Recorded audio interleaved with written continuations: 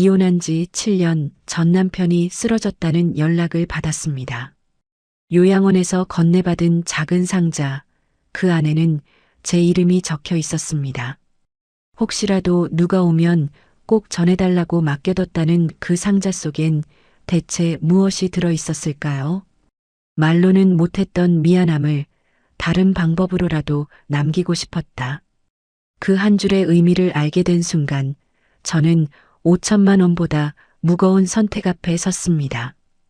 당신이라면 이 마음을 받아들이시겠습니까? 오늘 제 이야기를 끝까지 들어주시면 정리되지 않은 마음을 어떻게 풀어낼 수 있었는지 알게 되실 거예요. 그리고 어느 지역에서 시청하고 계신지 댓글 한 번씩만 부탁드립니다. 여러분의 이야기도 듣고 싶습니다. 그럼 지금부터 제가 겪은 이야기를 있는 그대로 말씀드릴게요. 본문에 앞서 구독과 좋아요는 저희에게 큰 힘이 됩니다. 저는 62세 박남희입니다. 올해 봄 35년을 다니던 은행 격리 일을 정년보다 조금 일찍 그만뒀어요. 마지막 날 책상을 정리하면서도 실감이 나지 않더라고요. 매일 아침 8시 40분에 출근해서 전표를 정리하고 점심시간이면 동료들과 식당 골목으로 걸어가던 일상이 하루아침에 사라졌어요. 퇴직금 통장에 찍힌 숫자를 확인하고도 기쁘다기보다는 어딘가 허전한 기분이 먼저 들었어요. 집으로 돌아와 현관문을 열면 고요함만 가득했어요. 신림동 빌라 2층, 방 2칸짜리 작은 공간이지만 혼자 살기엔 충분했어요. 아니, 충분하다고 스스로를 설득하며 살았다는 게 맞는 표현일지도 모르겠어요. 이혼한 지는 벌써 7년이 지났지만 가끔 냉장고 문을 열 때면 예전처럼 두 사람 분량을 생각하는 버릇이 남아있더라고요. 김치통 하나, 반찬 몇 개만 있어도 되는데 자꾸 많이 사게 되는 건 아직도 익숙하지 않은 혼자만의 식탁 때문이었어요. 퇴직 후 처음 며칠은 그나마 할 일이 있었어요. 국민연금 수령 신청도 하고 건강보험료 감면 서류도 챙기고 집안 곳곳에 쌓여있던 오래된 서류들을 정리했어요. 하지만 그마저도 일주일이면 끝났고 그 뒤로는 정말 아무것도 할 게 없었어요. 아침에 눈을 뜨면 시계는 6시를 가리키는데 서둘러 일어날 이유가 없으니 이불 속에서 한참을 더 누워있게 됐어요. 예전엔 분 단위로 쪼개서 써야 했던 시간이 이제는 주체할 수 없을 만큼 길고 느리게 흘러갔어요. 점심때가 되면 간단히 국수라도 끓여 먹었어요. 혼자 먹는 밥은 양념을 해도 맛이 없더라고요. TV를 켜놓고 뉴스를 보다가 요리 프로그램을 보다가 다시 채널을 돌리곤 했어요. 화면 속 사람들은 다들 바쁘게 움직이는데 저만 시간이 멈춘 것처럼 느껴졌어요. 오후 2시쯤 되면 졸음이 왔고 소파에 누워 눈을 붙이다 보면 어느새 4시가 넘어 있었어요. 깨어나서 창밖을 보면 햇빛이 기울어 있고 하루가 또 이렇게 지나가는구나 싶어 한숨이 나왔어요. 저녁은 더 외로웠어요. 밖에 나가 간단히 사 먹을까 생각도 했지만 혼자 식당에 앉는 게 왠지 쓸쓸해 보일 것 같아 그냥 집에서 해결했어요. 냉장고에 있는 재료로 찌개를 끓이거나 김치에 밥 한 공기만 비벼 먹는 날도 많았어요. 설거지를 하고 나면 8시쯤 됐는데 아직 잠들기엔 이른 시간이었어요. 그렇다고 특별히 할 일도 없으니 또다시 TV를 켜고 드라마 재방송을 보며 시간을 보냈어요. 밤 11시가 되어서야 침대에 누웠지만 잠은 쉽게 오지 않았어요. 이런 일상이 반복되면서 제가 점점 작아지는 느낌이 들었어요. 누군가 필요로 하지 않으니 존재감도 조금씩 희미해지는 것 같았어요. 은행에 다닐 땐 동료들이 저를 부르고 업무 처리를 맡기고 점심 약속도 잡았어요. 숫자 하나 틀리면 안 되는 일이었고 그 책임감이 때론 무겁기도 했지만 그게 저를 살아있게 만들었던 거예요. 이제는 아무도 저를 부르지 않았고 제가 없어도 세상은 아무렇지 않게 돌아갔어요. 전 남편 생각도 자주 났어요. 이혼한 지 오래됐고 결정은 제가 먼저 했지만 그래도 35년이라는 시간은 쉽게 지워지지 않더라고요. 결혼 생활 내내 그 사람은 말이 없었어요. 제가 힘들다고 하면 잠자코 듣기만 했고 무슨 생각을 하는지 알 수 없어 답답했어요. 저도 참다 결국 먼저 이혼을 꺼냈고 그 사람은 의외로 순순히 동의했어요. 서류에 도장을 찍던 날 법원 복도에서 마주쳤을 때도 그 사람은 아무 말이 없었어요. 그때 느꼈어요. 아, 이 사람은 정말 나에게 미련이 없구나. 그렇게 끝났어요. 그런데 이상했어요. 이혼하면 자유로울 줄 알았는데 막상 혼자가 되니 자유가 아니라 공허함만 남았어요. 하고 싶은 걸 해도 되는데 하고 싶은 게 없었고 가고 싶은 곳에 가도 되는데 갈 곳이 없었어요.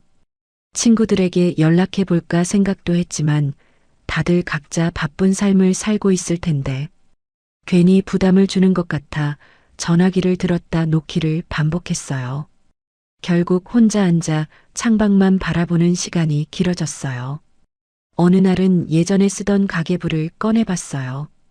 결혼 초부터 빼곡히 적어놓은 수입과 지출 내역들이 있었어요. 월급이 얼마였고 애들 학원비가 얼마였고 명절 때 시댁에 얼마를 보냈는지까지 다 기록돼 있었어요. 숫자를 다루는 게 직업이었으니까요. 근데 가계부를 넘기다 보니 어느 순간부터 제 지출만 적혀 있더라고요. 그 사람 것은 없었어요. 언제부터였을까요? 돈도 마음도 서로 따로 관리하게 된 게 그걸 보면서 이혼이 어느 날 갑자기 결정된 게 아니라 사실은 오래전부터 준비되고 있었다는 걸 깨달았어요. 퇴직금 통장을 다시 확인했어요. 4,200만 원.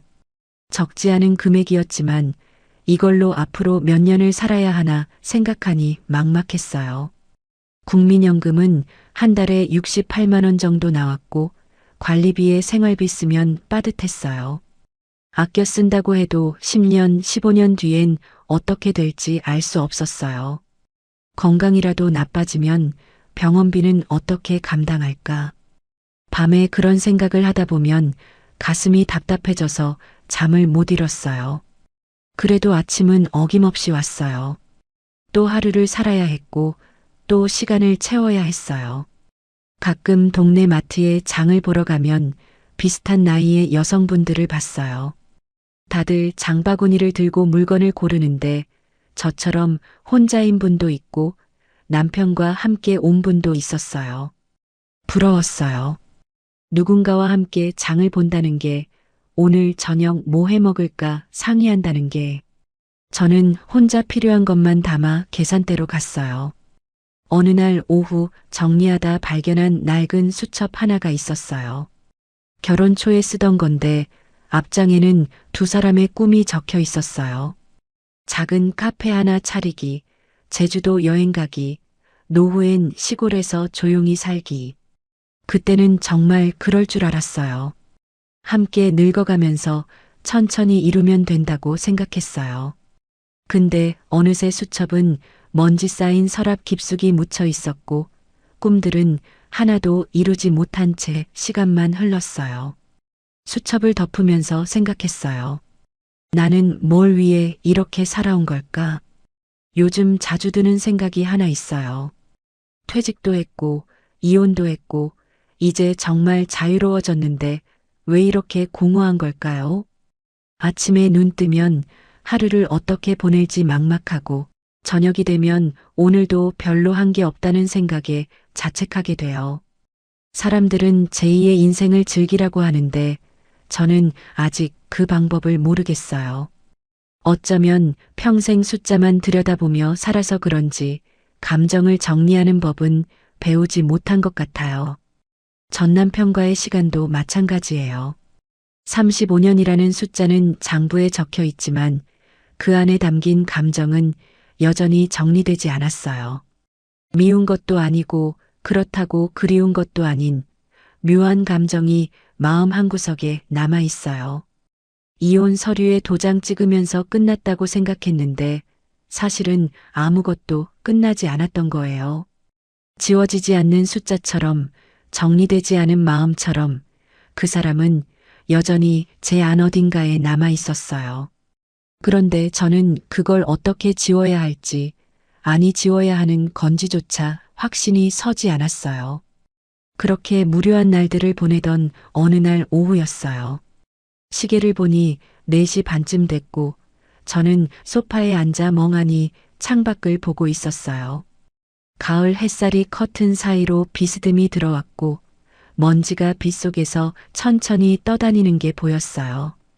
그때 휴대폰이 울렸어요.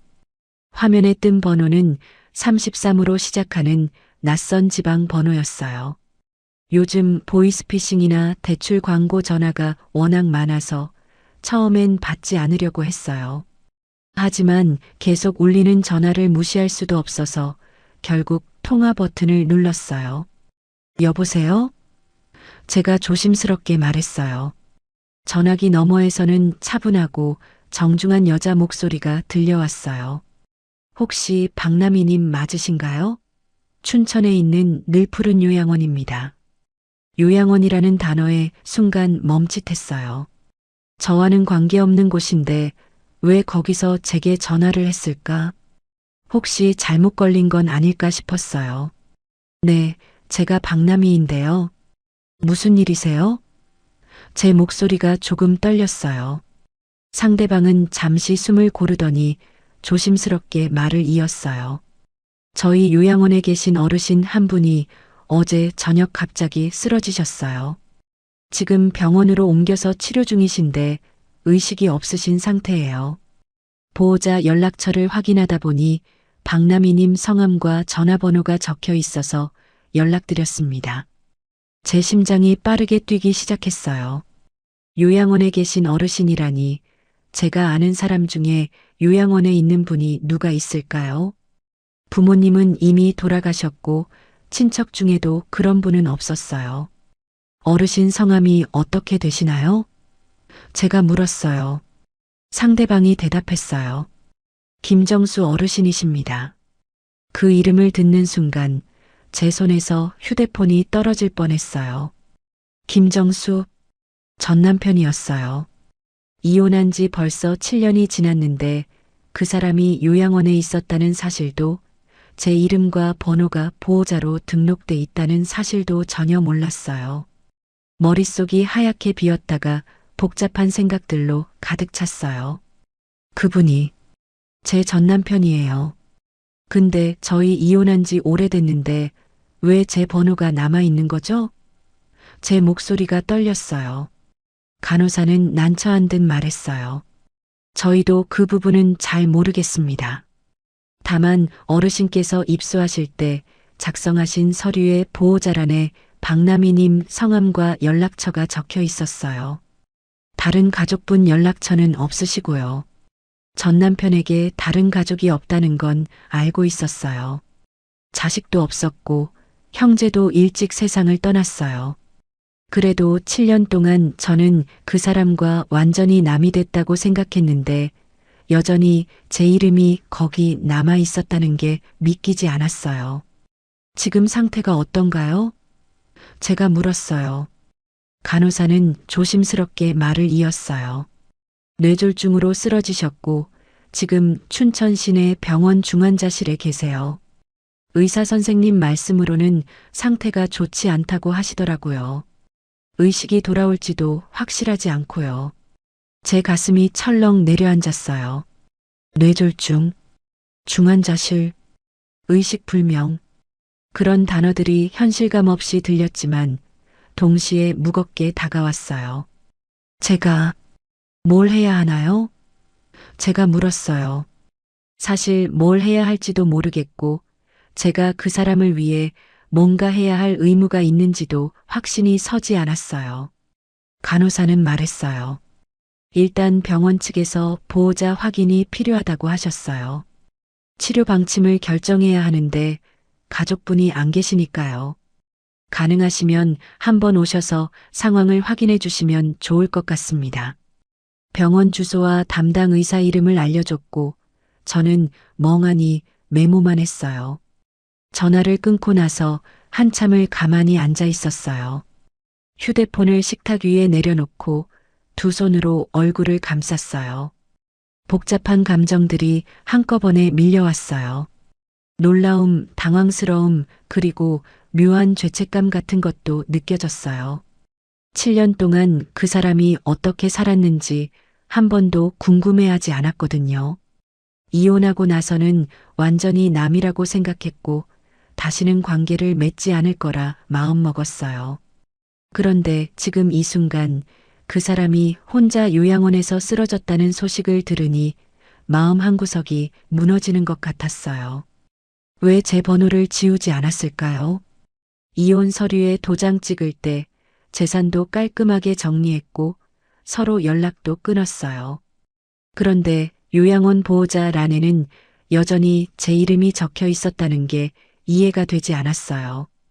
다른 사람 번호를 적을 수도 있었을 텐데 왜 하필 저였을까요? 혹시 그 사람도 저처럼 완전히 끝내지 못한 무언가가 남아 있었던 걸까요? 저녁을 먹어야겠다는 생각에 부엌으로 갔어요. 냉장고에서 두부 한 모와 김치를 꺼내 간단히 김치찌개를 끓였어요. 끓는 소리가 부엌에 울렸지만 제 머릿속은 여전히 그 전화 내용으로 가득했어요. 냄비에서 김이 모락모락 올라왔고 저는 멍하니 그걸 바라봤어요. 국물이 보글보글 끓다가 조금씩 잠잠해졌어요. 김도 처음엔 세차게 올라오다가 점점 줄어들었어요. 밥을 퍼서 식탁에 앉았지만 입맛이 없었어요. 숟가락을 들었다 놓았다 반복했어요. 김치찌개 국물에서 김이 사라지는 걸 보면서 문득 이런 생각이 들었어요. 제 마음에서도 뭔가 빠져나가고 있는 것 같았어요. 그동안 단단히 쌓아 올렸던 무관심이라는 벽이 그 전화 한 통에 조금씩 무너지고 있었어요. 이혼했으니 상관없다고, 이제 남이니까 신경 쓸 필요 없다고 스스로를 다독였는데 막상 그 사람이 위독하다는 소식을 들으니 그렇게 간단하게 정리되지 않더라고요. 밥을 거의 먹지 못하고 그릇을 설거지대에 놓았어요. 물을 틀고 설거지를 하면서도 머릿속은 복잡했어요. 춘천까지는 버스로 2시간 반 정도 걸렸어요. 내일 가야 할까 말아야 할까? 가봤자 제가 뭘 해줄 수 있을까? 아니, 애초에 제가 가야 할 이유가 있을까? 이런 생각들이 꼬리에 꼬리를 물었어요. 설거지를 마치고 거실로 돌아왔어요. 소파에 앉아 메모해둔 병원 주소를 다시 봤어요. 춘천 시내, 중환자실, 담당 의사 이름. 글씨를 보면서 한숨이 나왔어요. 이 나이에 이런 일을 겪게 될 줄은 몰랐어요. 퇴직하고 조용히 지내려고 했는데 과거가 이렇게 다시 찾아올 줄은 상상도 못했어요. 밤이 깊어졌지만 잠이 오지 않았어요. 침대에 누워 천장을 바라보면서 전 남편과 함께했던 시간들이 주마등처럼 지나갔어요. 결혼 초 작은 원룸에서 시작했던 신혼생활, 좁은 부엌에서 함께 밥을 해먹던 기억, 주말이면 손잡고 동네 산책하던 모습들. 그때는 행복했었나요? 아니면 그냥 익숙했던 걸까요? 언제부터 우리 사이에 말이 줄어들고 각자의 시간을 보내게 됐을까요? 그 질문들에 대한 답은 여전히 찾을 수 없었어요. 시계를 보니 새벽 2시가 넘었어요. 내일 어떻게 할지 아직 결정을 내리지 못했지만 한 가지는 확실했어요. 이 전화를 받은 순간부터 제 안에서 뭔가 달라지기 시작했다는 거예요. 그게 뭔지는 아직 모르겠지만 분명 예전과는 다른 감정이 흐르고 있었어요. 과연 저는 내일 아침 춘천행 버스를 탈 수 있을까요? 새벽까지 뒤척이다 겨우 잠이 들었는데 아침 6시에 눈이 떠졌어요. 창밖은 아직 어두웠고 거실 시계 초침 소리만 조용히 들렸어요. 일어나서 세수를 하고 거울을 봤더니 눈밑이 퀭해져 있었어요. 한숨이 나왔지만 어쩔 수 없었어요. 부엌으로 가서 물을 한 잔 마시고 식탁에 앉아 또다시 고민했어요. 정말 가야 할까요? 바로 가지 않을 이유를 만들며 하루를 버텼지만 결국 다음 날 아침 작은 가방 하나만 챙겨 요양원으로 향했습니다. 가방에는 간단한 세면도구와 여벌 옷 한 벌만 넣었어요. 당일치기로 다녀올지 하룻밤 묵을지도 확실하지 않았거든요. 현관문을 나서면서도 마음이 무거웠어요. 엘리베이터를 타고 1층으로 내려가는 동안 아직도 돌아갈 수 있다는 생각이 들었어요. 그냥 집으로 돌아가서 모른 척 할 수도 있었어요. 하지만 로비 문을 밀고 나와 버스 정류장으로 걸어갔어요. 아침 공기가 차가웠어요. 10월 말이라 날씨가 제법 쌀쌀했고 길거리엔 아직 사람이 많지 않았어요. 정류장에서 버스를 기다리면서 혹시 전화가 다시 올까 싶어 휴대폰을 확인했어요. 아무 연락도 없었어요. 7시 20분 버스를 타고 동서울 터미널로 갔어요. 터미널에는 여행 가방을 끄는 사람들, 고향에 가는 듯한 어르신들로 붐볐어요. 저는 매표소에서 춘천행표를 끊었어요. 9시 출발, 11,500원이었어요. 버스에 올라 창가 자리에 앉았어요. 옆자리엔 젊은 남자가 앉았고 이어폰을 끼고 눈을 감았어요. 버스가 출발하면서 서울 시내가 점점 멀어졌어요. 빌딩들이 지나가고 한강이 보이고 어느새 고속도로에 진입했어요. 창밖 풍경을 보면서도 머릿속은 복잡했어요. 도착하면 뭐라고 말해야 할까요? 아니, 그 사람이 의식이 없다면 말을 해도 들리지 않겠죠. 그냥 얼굴만 보고 올까요?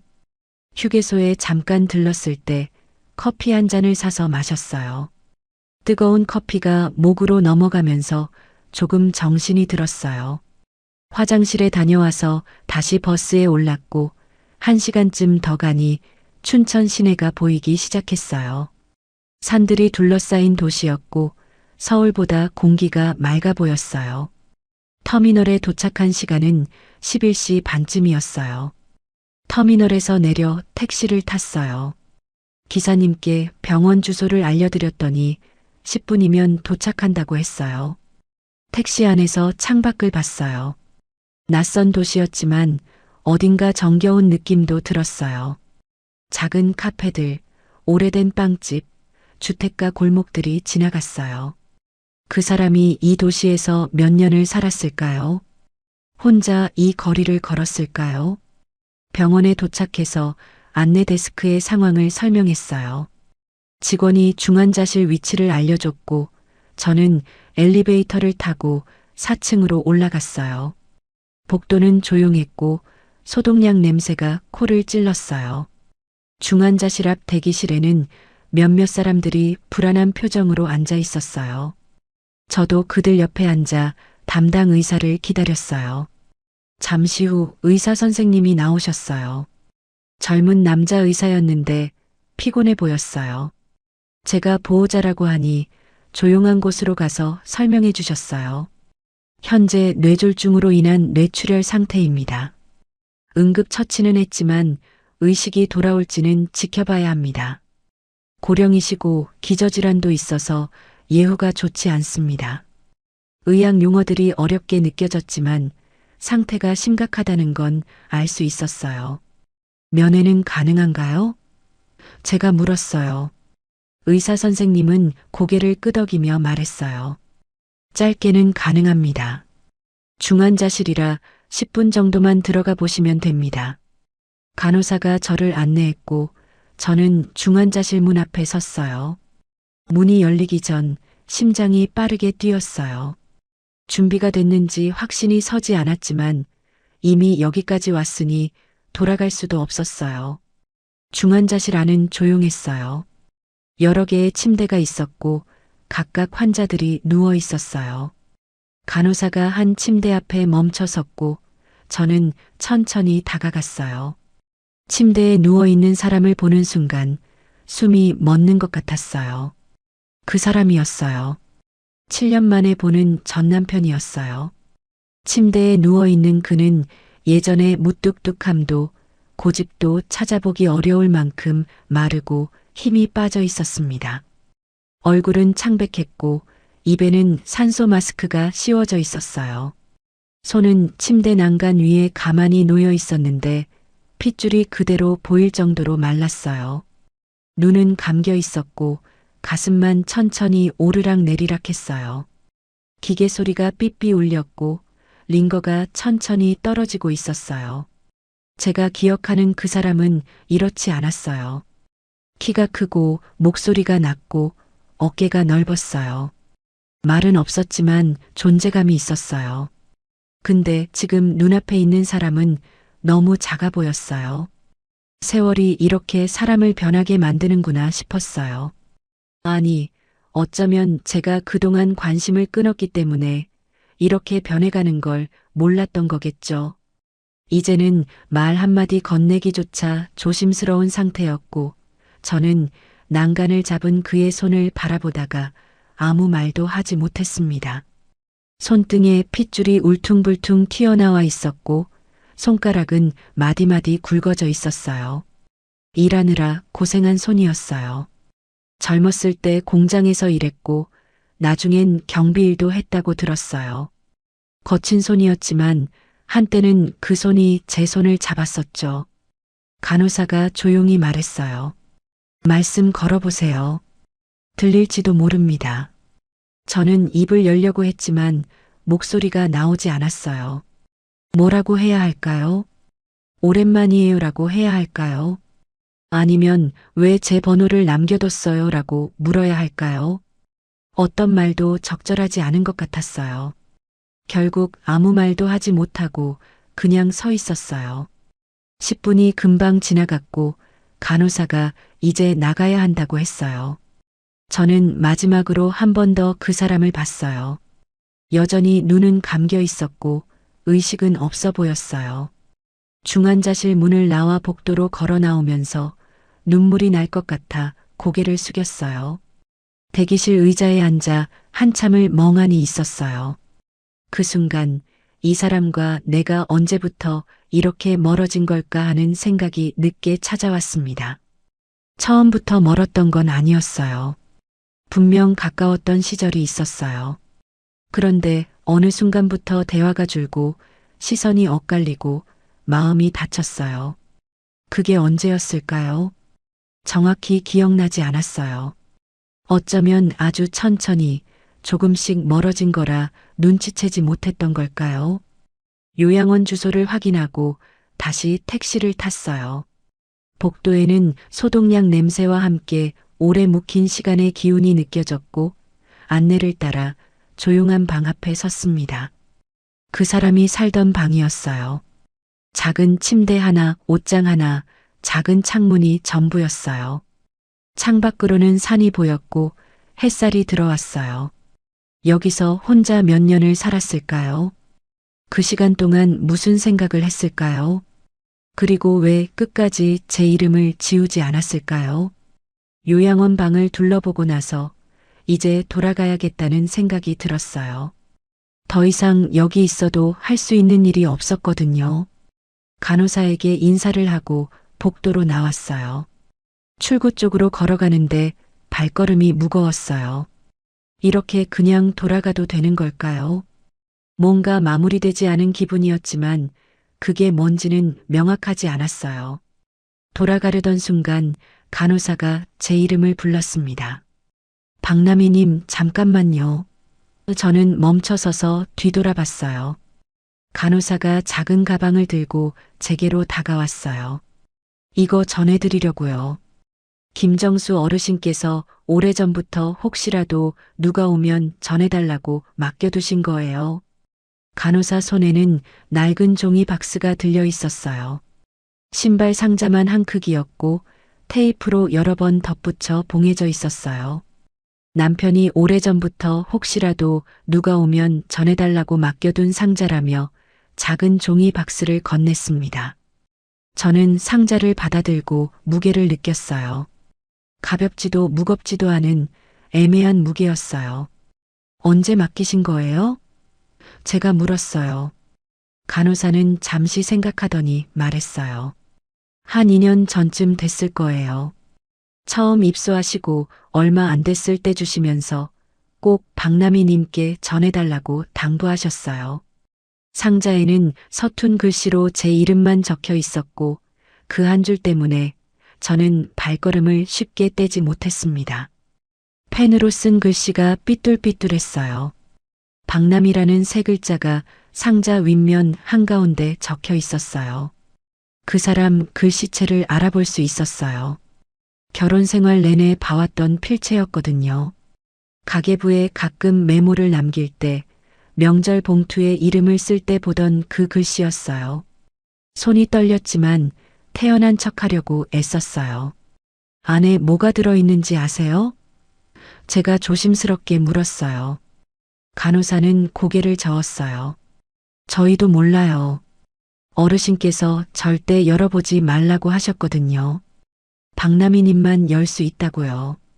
그 말을 듣는 순간 가슴이 철렁했어요. 이 안에 뭐가 들어있을까요?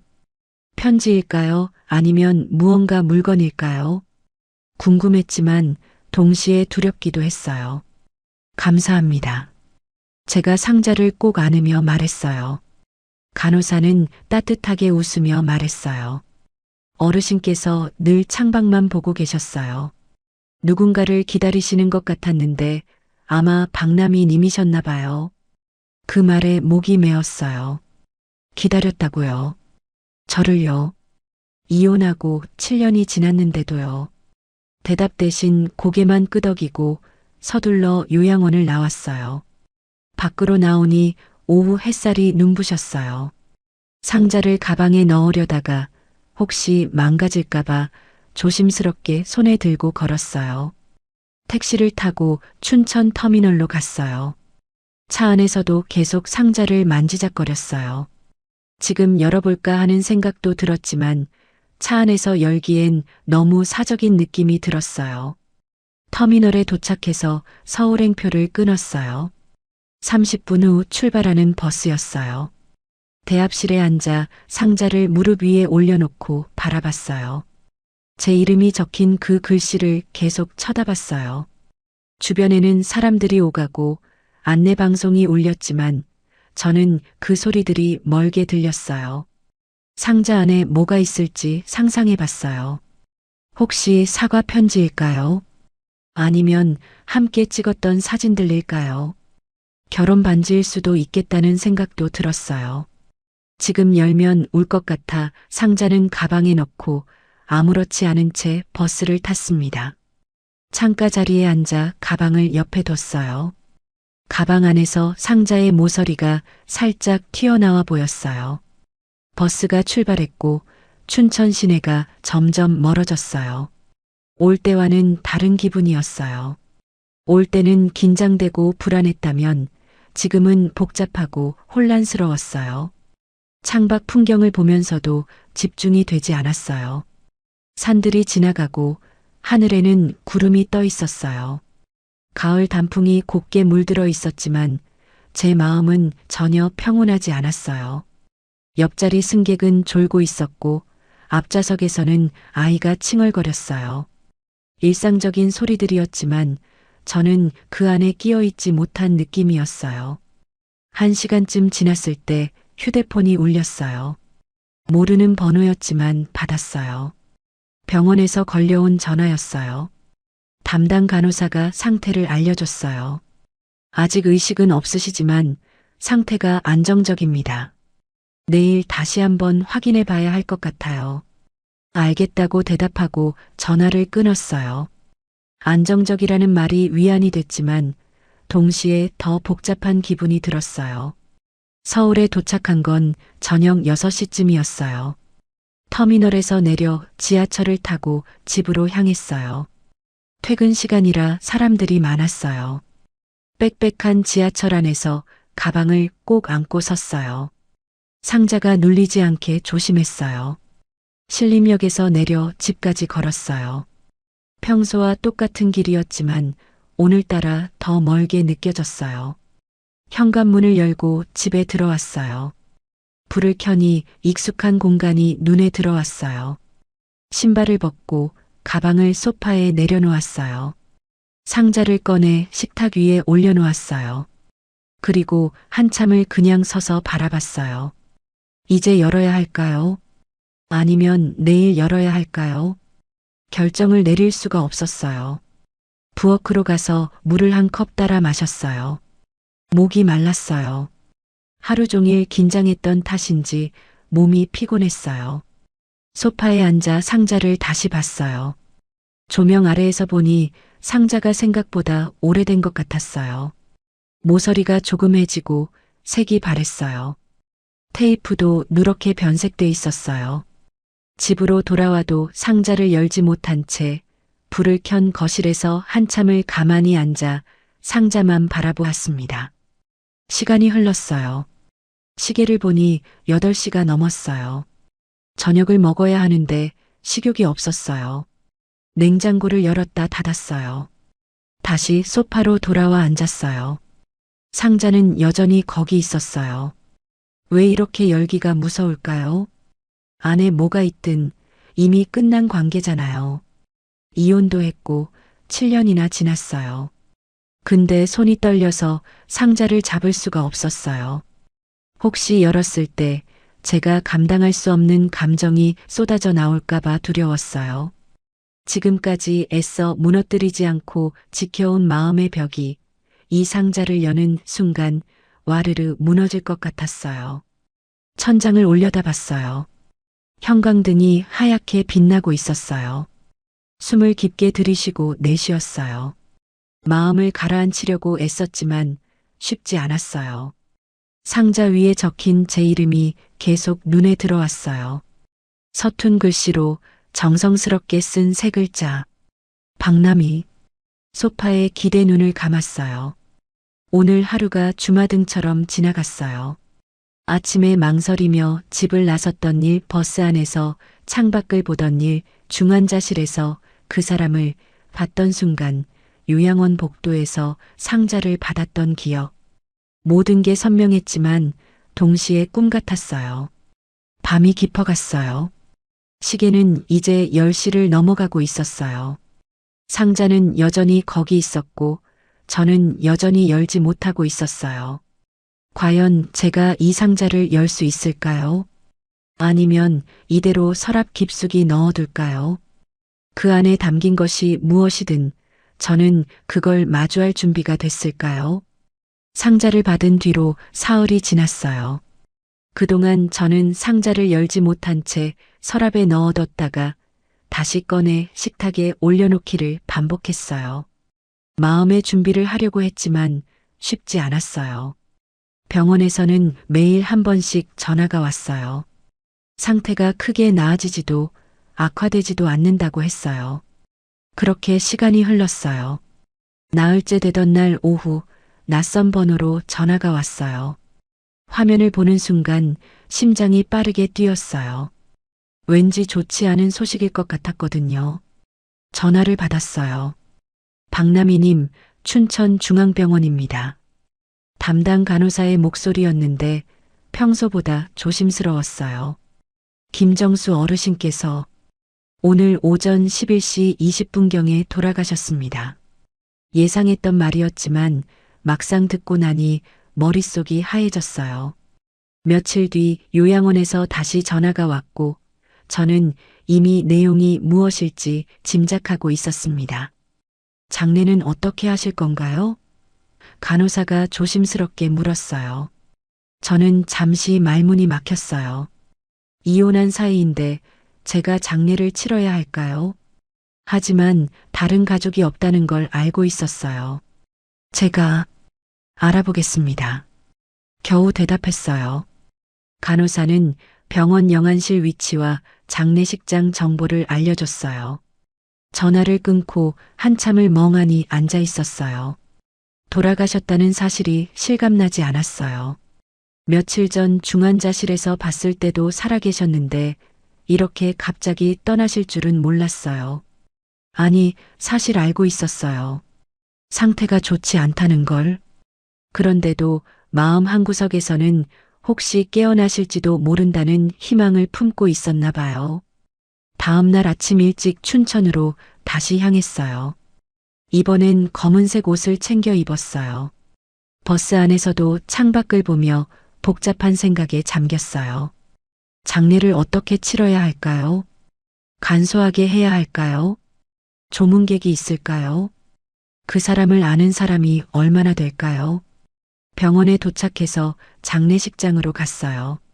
작은 식장이었고 벌써 빈소가 마련돼 있었어요. 영정 사진 속 그 사람은 젊은 모습이었어요. 아마 60대 초반쯤 찍은 사진인 것 같았어요. 웃고 있지는 않았지만 담담한 표정이었어요. 제가 알던 그 사람의 얼굴이었어요. 장례식장은 조용했고 저는 조문객인지 가족인지 모를 위치에서 조용히 국화 한 송이만 내려놓았습니다. 향을 피우고 절을 했어요. 무릎을 꿇고 고개를 숙이는 동안 눈물이 날 것 같았지만 참았어요. 일어나서 영정 사진을 다시 봤어요. 이제 편히 쉬세요. 작게 중얼거렸어요. 장례 기간 동안 조문객은 거의 없었어요. 요양원에서 몇 분이 오셨고 병원 관계자 한두 분이 다녀가셨어요. 제가 상주처럼 앉아 있으니 다들 저를 부인으로 생각하는 것 같았어요. 이혼했다고 설명할 필요도 없을 것 같아 그냥 가만히 있었어요. 밤에는 식장 옆 작은 방에서 잤어요.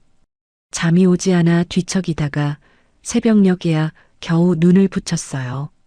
3일장으로 치렀어요. 발인 날 아침 운구 차량이 왔고 저는 뒤따라갔어요. 화장장까지 가는 길은 멀었어요. 차 안에서 창밖을 보면서 문득 이런 생각이 들었어요.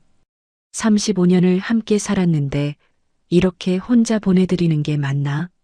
자식도 없고 친척도 없고 친구도 없는 외로운 마지막이었어요. 화장이 끝나고 유골함을 받았어요. 작은 함이었어요. 한 사람의 인생이 이렇게 작은 함 안에 담기는구나 싶어 가슴이 먹먹했어요. 납골당에 모시고 마지막 인사를 했어요. 안녕히 계세요. 그렇게 말하고 돌아섰어요. 서울로 돌아오는 버스 안에서 저는 지쳐서 눈을 감았어요. 머릿속이 복잡했어요. 장례를 치르는 동안 계속 생각했어요. 이 사람은 마지막까지 저를 보호자로 생각했구나. 이혼했어도 헤어졌어도 여전히 제가 유일한 사람이었구나. 그 생각이 무겁게 다가왔어요. 집에 도착한 건 저녁 7시쯤이었어요. 현관문을 열고 들어서니 며칠간 비워뒀던 집이 냉랭하게 느껴졌어요. 불을 켜고 가방을 내려놓았어요. 그리고 서랍을 열어 그 상자를 꺼냈어요. 이제는 열어야 할 때라는 생각이 들었어요. 더 이상 미룰 수 없었어요. 식탁에 앉아 상자를 앞에 뒀어요. 깊게 숨을 들이쉬고 테이프를 조심스럽게 뜯었어요. 오래된 테이프라 쉽게 떨어졌어요. 뚜껑을 열었어요. 집에 돌아와 상자를 열었을 때 먼저 나온 건 낡은 수첩과 끊긴 영수증들이었고 그 아래에 얇은 봉투 하나가 더 있었습니다. 수첩을 꺼내 펼쳤어요. 표지는 낡았고 모서리가 해져 있었어요. 첫 장을 넘기니 날짜들이 적혀 있었어요. 2018년부터 시작된 기록이었어요. 이혼한 해부터였어요. 남이 오늘 날씨 맑음. 잘 지내고 있을까? 짧은 문장이었지만 제 가슴을 쳤어요. 계속 넘겼어요. 매달 한두 번씩 적은 것 같았어요. 남이 생일. 축하한다고 말하고 싶었다. 오늘 은행 앞을 지나갔다. 혹시 볼 수 있을까 했는데 읽으면서 눈물이 났어요. 영수증들도 있었어요. 약국 영수증, 병원 영수증, 식비 영수증. 소소한 것들이었어요. 왜 이걸 모아뒀을까요? 혹시 제가 필요할까봐 증거로 남긴 걸까요? 그 아래 봉투를 꺼냈어요. 얇은 갈색 봉투였어요. 봉투를 열었어요. 봉투 안에는 오래된 종신보험 증서와 최근까지 납부된 보험료 내역이 고스란히 남아 있었습니다. 증서를 펼쳐봤어요. 1998년 가입. 결혼하고 몇 년 뒤에 든 보험이었어요. 보험 금액은 5천만 원. 적지 않은 금액이었어요. 매달 보험료 내역을 봤어요. 이혼 후에도 꾸준히 납부됐더라고요. 2018년, 2019년, 2020년. 올해까지 단 한 달도 거르지 않았어요. 수익자란을 봤어요. 수익자란에 적힌 제 이름을 보면서 저는 숨이 잠시 멎는 듯한 기분을 느꼈습니다. 박남희. 제 이름이 또박또박 적혀 있었어요. 이혼했다는 사실을 알면서도 그 사람은 수십 장의 서류 중 제 이름만 지우지 않았던 겁니다. 왜일까요? 왜 바꾸지 않았을까요? 그럴 기회는 많았을 텐데요. 증서를 다시 봤어요. 가입일, 만기일, 보험 금액, 수익자, 모든 게 선명했어요. 손이 떨렸어요. 이 사람은 돌아가시기 직전까지 저를 생각하고 있었던 거예요. 매달 보험료를 내면서 언젠가 제게 도움이 될 거라고 생각했던 거예요. 가슴이 터질 것 같았어요. 수첩을 다시 펼쳤어요. 마지막 페이지에 적힌 문장이 있었어요. 말로는 못했던 미안함을 다른 방법으로라도 남기고 싶었다. 글씨가 흔들렸어요. 아마 건강이 안 좋을 때 쓴 것 같았어요. 그 문장을 읽으면서 눈물이 뚝 떨어졌어요. 증서를 다시 봉투에 넣었어요. 수첩도 덮었어요. 상자에 다시 담았어요. 그리고 한참을 멍하니 앉아 있었어요. 이 보험금을 받아야 할까요? 받을 자격이 있을까요? 이혼했는데 받아도 되는 걸까요? 하지만 그 사람은 분명히 제게 주고 싶어 했어요. 이렇게까지 준비해 뒀으니까요. 그럼 저는 이 마음을 어떻게 받아들여야 할까요? 밤새 잠을 이루지 못했어요. 상자 속 보험 증서와 수첩을 계속 생각했어요. 새벽 5시쯤 눈을 떴을 때 창밖은 아직 어두웠어요. 일어나서 부엌으로 가 물을 한 잔 마셨어요. 손이 떨려서 컵을 제대로 잡기가 힘들었어요. 거실로 돌아와 소파에 앉아 멍하니 시간을 보냈어요. 아침이 밝아왔어요. 햇살이 커튼 사이로 들어왔고 시계는 8시를 가리켰어요. 커피를 내려 마시면서도 머릿속은 복잡했어요. 어떻게 해야 할까요? 보험금을 받아야 할까요? 말아야 할까요? 그 사람의 마음을 받아들이는 게 맞는 걸까요? 다음 날 보험사에서 전화가 왔고 필요한 서류만 보내면 지급 절차가 진행된다고 말했습니다. 상담원은 친절하게 설명했어요. 사망진단서와 가족관계 증명서, 신분증 사본만 보내주시면 됩니다. 서류 확인 후 일주일 정도면 지급 가능합니다. 간단한 절차였어요. 서류만 준비하면 5천만 원이 통장으로 들어오는 거였어요. 수익자 변경 이력은 없나요? 제가 물었어요. 혹시 제가 모르는 사이에 다른 사람으로 바뀌지 않았을까 싶어서요. 상담원이 확인하더니 말했어요. 없습니다. 가입 당시부터 박남희님으로 등재돼 있고 한 번도 변경된 적 없습니다. 그 말을 듣는 순간 가슴이 먹먹해졌어요. 생각해보고 연락드리겠습니다. 제가 말했어요. 상담원은 괜찮다며 천천히 결정하라고 했어요. 전화를 끊고 한참을 가만히 앉아 있었어요. 하지만 저는 쉽게 결정을 내리지 못한 채 수첩을 다시 펼쳐 날짜들을 하나하나 살펴봤습니다. 2018년 4월 이혼 서류에 도장 찍었다. 남이가 원하는 대로 해줬다. 이게 맞는 건지 모르겠지만 2018년 8월 남이 생일이다. 예전엔 미역국을 끓여줬는데 지금은 뭘 먹고 있을까? 2019년 3월 신림동 쪽을 지나갔다. 혹시 마주칠까봐 긴장했다. 보고 싶었지만 또 피하고 싶었다. 한 장 한 장 넘길 때마다 눈물이 났어요.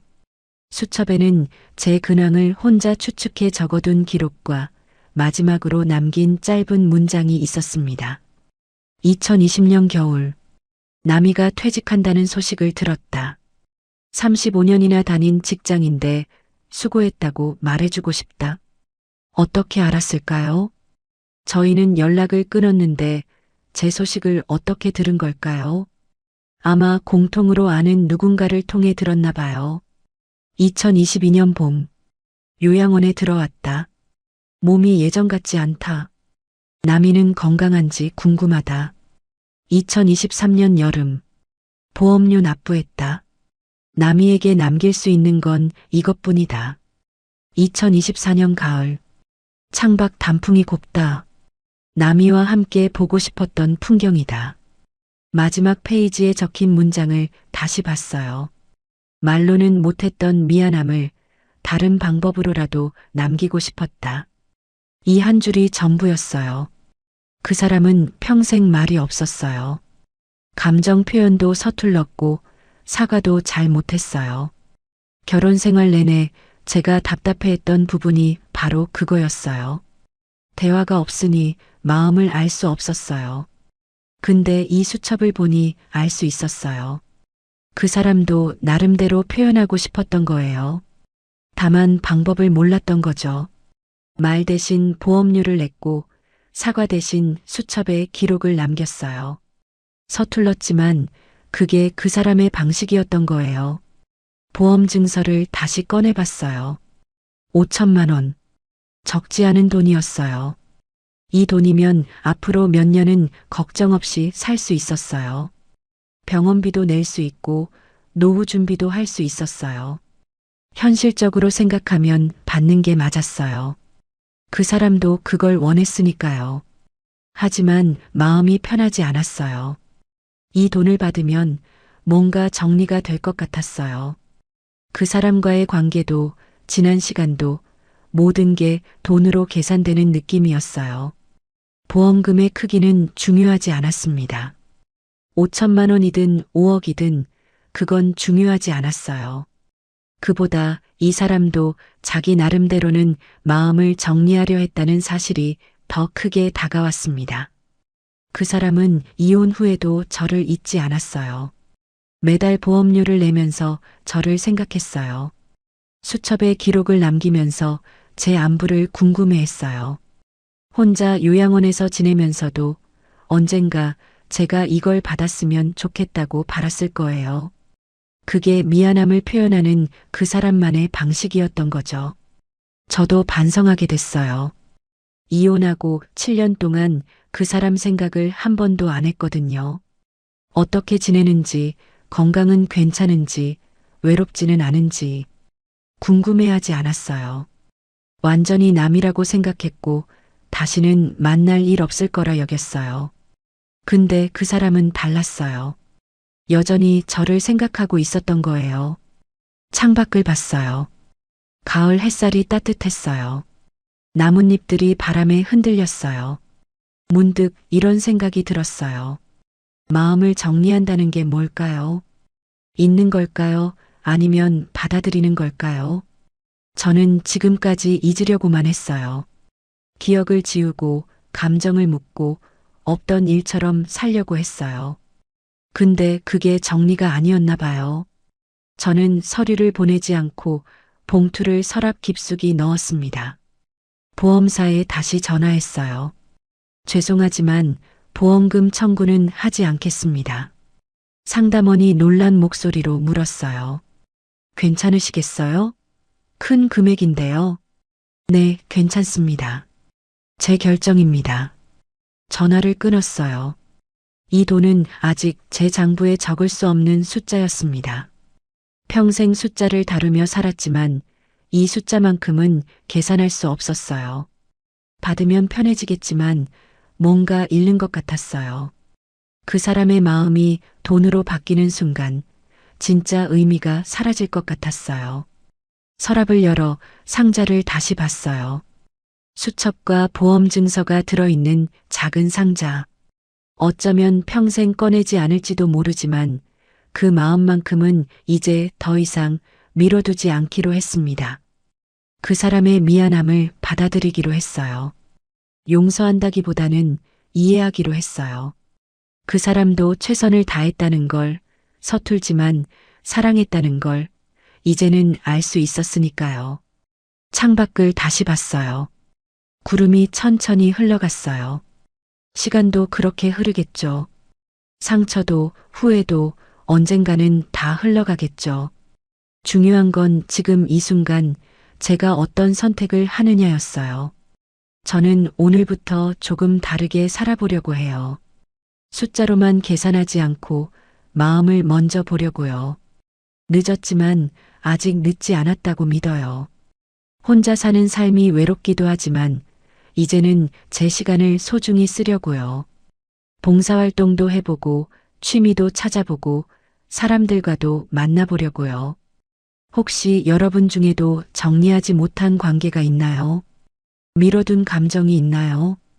너무 늦기 전에 한 번쯤 돌아보시면 좋겠어요. 용서하라는 게 아니에요. 다만 이해해보는 거예요.